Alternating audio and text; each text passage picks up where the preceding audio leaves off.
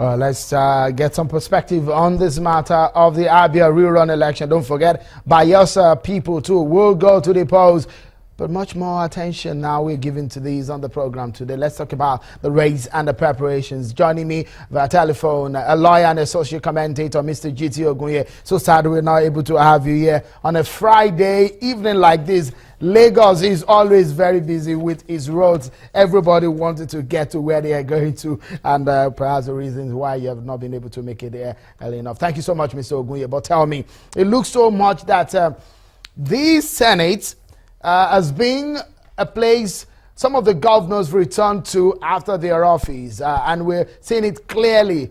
Almost or more than 10 former governors are in the Senate as we speak.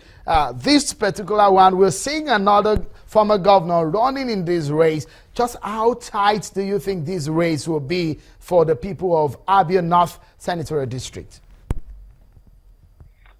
Yeah, the line is not clear, Chiu. I couldn't get you correctly. All right, let me put the question again, so if you can hear me clearly now. My question is, we've seen a lot of governors, more than 10 of them or so, in the Senate. It looks so much that it's now being a place where the former governors return to after spending their 2 terms. This Abia North is looking so much like that because a former governor too is in the race. How tight do you think this race will be? Ohabua, Lancaster, and Ogba, in all of them in this race? Well, if I understand you correctly, in politics, there's nothing fundamentally wrong with former governors continuing to participate in the political process and then, moving to the center to play some roles as representative of the people.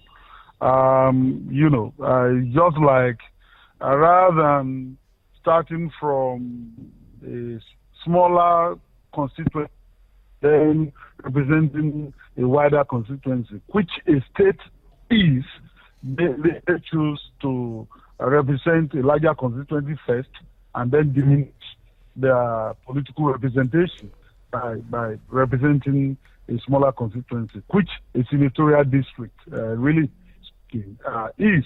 There's nothing fundamentally wrong with it. However, in our situation, what has become evident is that, generally speaking, election has become a ritual.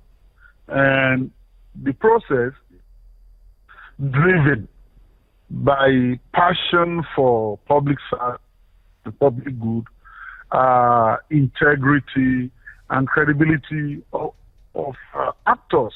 But largely is about, occupying political spaces to continue to be politically relevant and therefore continue to be economically relevant, since politics has become largely an avenue for economic empowerment in our times. And so for me,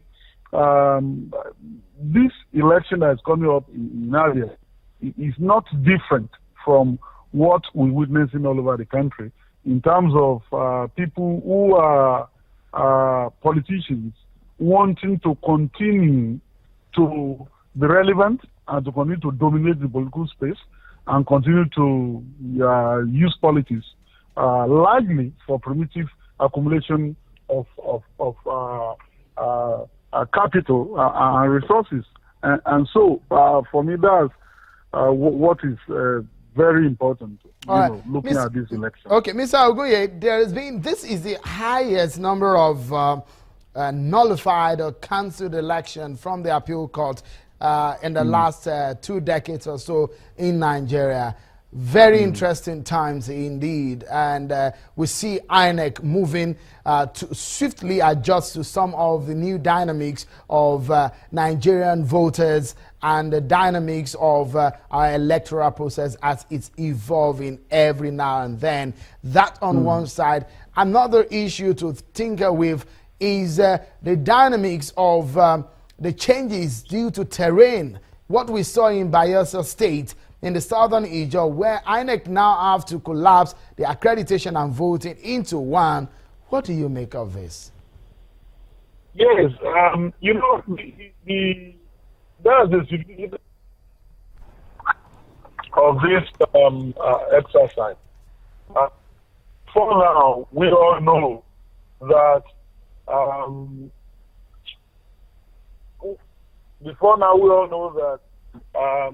after accreditation, there will be a time lag, and thereafter election will come up later.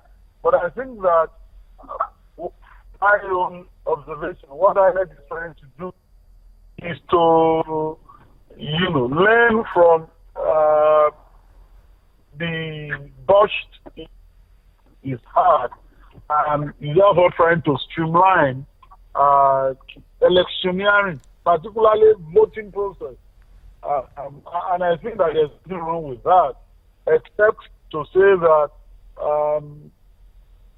it's better for INEC to have done this even in the main election,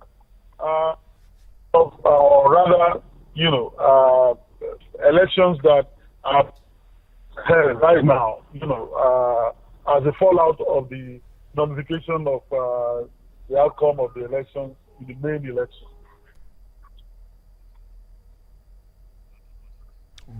I think we lost time, Mr. Oguye, but we take that moment to go on this break. There's been so much talk about economic summits. Could that be the way out for Nigeria at such a critical time?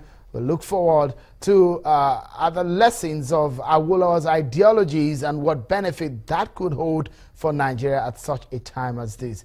That is next on the program. Join us again.